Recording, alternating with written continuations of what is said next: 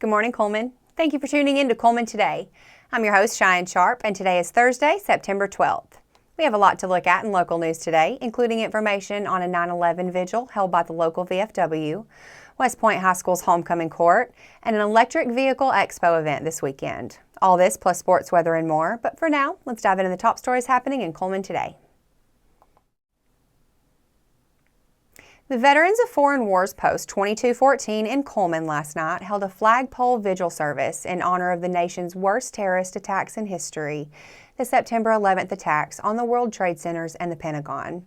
The short ceremony was a reminder to love one another and unite as a nation.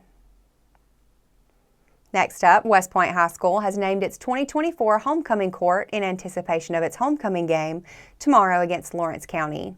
Freshmen Auburn Beardis, Kara Grace Ashley, sophomores Lakeland Shaddix and Allie Freeman, juniors Davina Martin and Morgan Paris, and seniors Sierra Cranford, Madison Moody, Emma Kimbrell, and Aspen Sellers will all vie for the crown and glory. Good luck to you all. To finish out our top stories, at Fairview's monthly council meeting, Fairview local Stephanie Sprouse proposed the addition of a little free library to the Fairview community. The addition of this resource would provide free reading materials for both children and adults.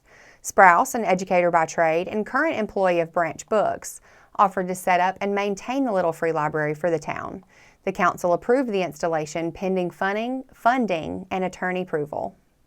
Residents interested in donating or helping out with the library can contact Sprouse at sprousehouse777@gmail.com. Sprouse will also be fundraising by selling leather bookmarks at the Cullman location of Branch Books and at a booth at Haynes Market in Fairview.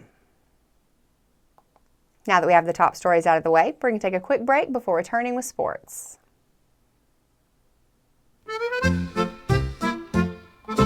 What's in the magazine? October's peeking in. Oktoberfest in Cullman, let the fun begin.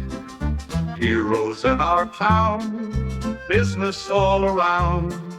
Recipes for sharing, joy everywhere found. Colonel Cullman cheers, history in our ears. Community so bright, polka through the night. Sports spotlight today, kids come out to play. Fields and courts are buzzing in the autumn sway. Germans came to stay, crafts and brews on display. Cullman's heart is glowing in the polka way. Colonel Cullman cheers, history in our ears. Community so bright, polka through the night.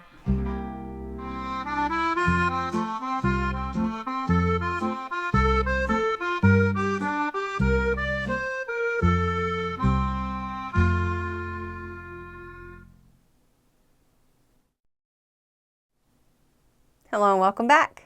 Now it's time to find out what's going on in the world of sports. In today's sports segment, let's get the latest on Wallace State's athletic programs. The Wallace State volleyball team recently completed a 7-match stretch. The Lions went 6-1 overall, with 6 of those matches taking place at home as part of the Alabama-Mississippi crossover battle tournament hosted by Wallace State. The Lady Lions kicked off the week with a 3-1 victory over Gadsden State on September 4th, before opening their home season at the crossover battle tournament, where they claimed 5 wins in 6 matches at Traditions Bank Arena in Tom Drake Coliseum. Kaylee Dickerson and Amanda Monge were both named to the Wallace State Alabama-Mississippi crossover battle all-tournament team. This week, Dickerson was named by the ACCC as the Volleyball Offensive Player of the Week, averaging 3.92 kills, 0.56 aces, 3.4 digs, and 0.24 blocks per set over 25 sets played this season.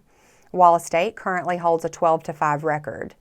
The Wallace State's men and women's cross-country team continued their impressive start to the season at Falcon Classic, hosted by the University of Montevallo on September 6th. The men's team finished second overall in the 8K race, while the women's team claimed third place in the 5K. Both teams competed in a field of 18 teams.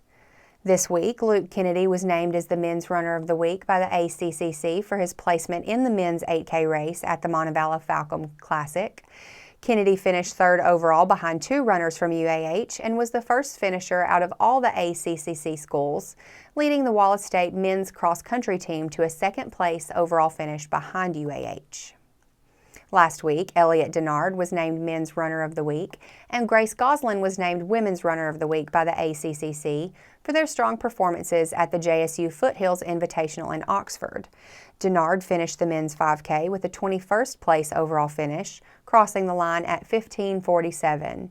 Goslin finished the women's 5K with a 37th place overall finish, crossing the line at 20:02. The Wallace State cross-country teams will compete at the UT Southern Meet in Oakville Indian Mounds Park in Moulton on September 21st. Races are scheduled to begin at 8 a.m. That covers sports for today, but make sure to check with the Cullman Tribune each day for the latest in sports coverage from across the area. We'll be back after this message.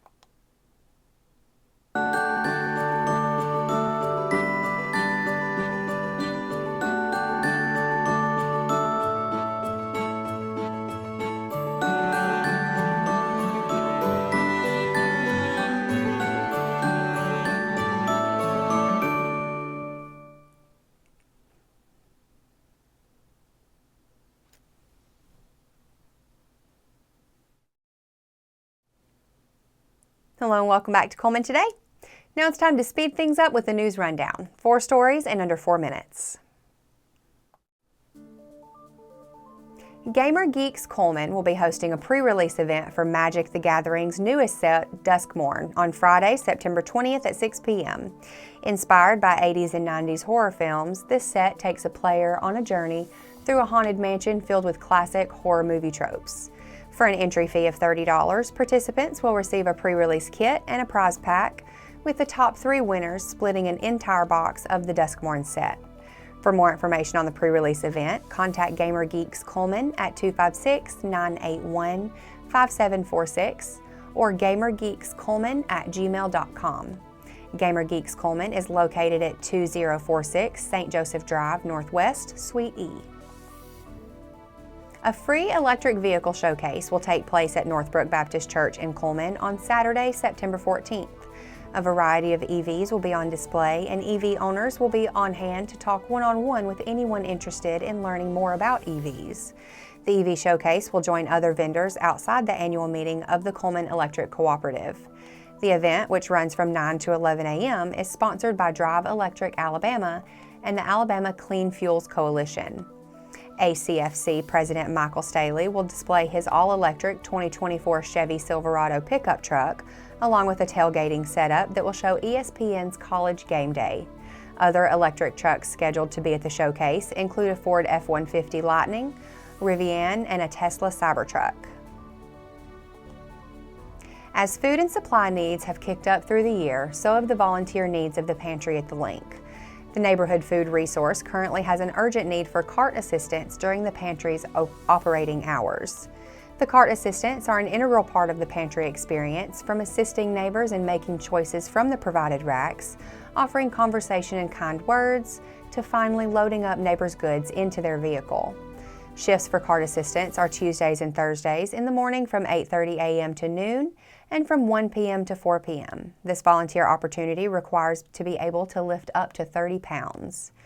Visit the Link's Facebook page or contact them at lincolncullman.org to volunteer at the pantry. The Cullman City Council on Monday heard from residents of the Arbor East subdivision on the city's southeast side, asking for the city to take charge of an abandoned property containing a severely deteriorated structure at 1509 Bower Drive in their neighborhood. City Attorney Luke Satterfield responded, informing the residents and council of steps that have already been taken, including warning letters and a citation to the owner. When the owner did not appear in court, she was tracked down and arrested. Satterfield agreed that the house is in terrible shape and laid out a step-by-step procedure the city is currently undertaking to get the property cleaned by the owner or to take control of the property. Now for a quick break before we look at the weather ahead and pay our respects with obituaries. I'll be right back after this message.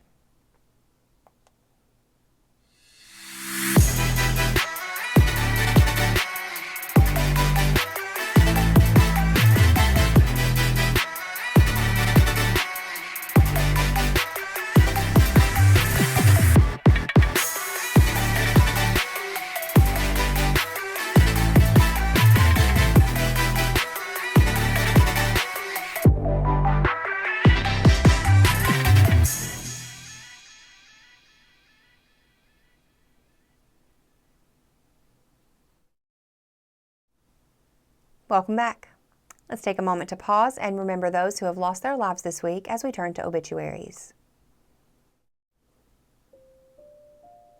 Inez May McDonald. Inez May McDonald, 99 of Hanceville, passed away on Tuesday, September 10th. A visitation for Miss McDonald will be held on Friday, September 13th from 5 to 7 p.m. at Moss Service Funeral Home. A celebration of life graveside service will occur Saturday, September 14th at 11 a.m. at Bethlehem Cemetery on Glory Hill Road. That finishes up obituaries for today. Our thoughts and prayers go out to her families and friends.